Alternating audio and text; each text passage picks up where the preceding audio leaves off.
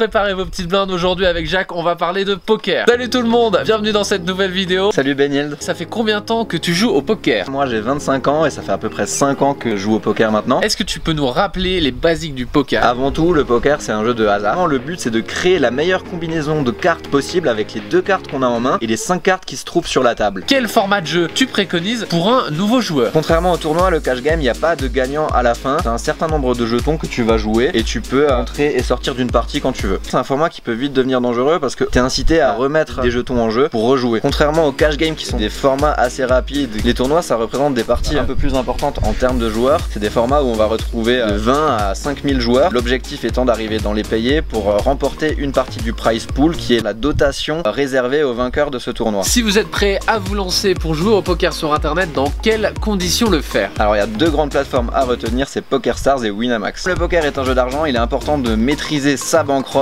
et de ne pas faire n'importe quoi avec son argent. Et pour des joueurs qui débutent, je conseille de commencer avec des tournois à faible dotation. L'objectif ici c'est de maîtriser son budget et de ne pas risquer des sommes trop importantes. Il est important de bien sélectionner sa main de départ afin de ne pas rentrer dans des coups dangereux. On a parlé de stratégie au poker, mais c'est un jeu d'argent, alors quels sont les dangers? Forcément c'est un jeu d'argent, donc il est important de contrôler son rapport au poker, ne pas engager des sommes qu'on ne peut pas supporter et évidemment savoir se contrôler. Si vous savez que vous êtes sujet à une dépendance, ne vous inscrivez jamais sur une plateforme de poker en ligne. C'est très important car il suffit de quelques parties de poker pour devenir accro. Et ça serait vraiment dommage que ce jeu vous apporte plus de mal que de plaisir. Même si on peut se sentir à l'abri, quels sont les autres risques qui existent quand on joue au poker? Il y a également un risque d'isolement très important. Sur toutes les plateformes, il existe un moyen de se bannir ou de contrôler ses limites de jeu. Ce que je peux conseiller, c'est de prendre l'air, de faire un peu de sport par exemple, de ne pas refuser des soirées pour rester derrière son ordi et jouer au poker. Est-ce qu'on peut gagner sa vie avec le poker? Est-ce qu'on peut devenir joueur pro? Les joueurs professionnels jouent jusqu'à 8 heures de jeu par jour. Donc si vous voulez devenir joueur pro au poker, il faudra donc y consacrer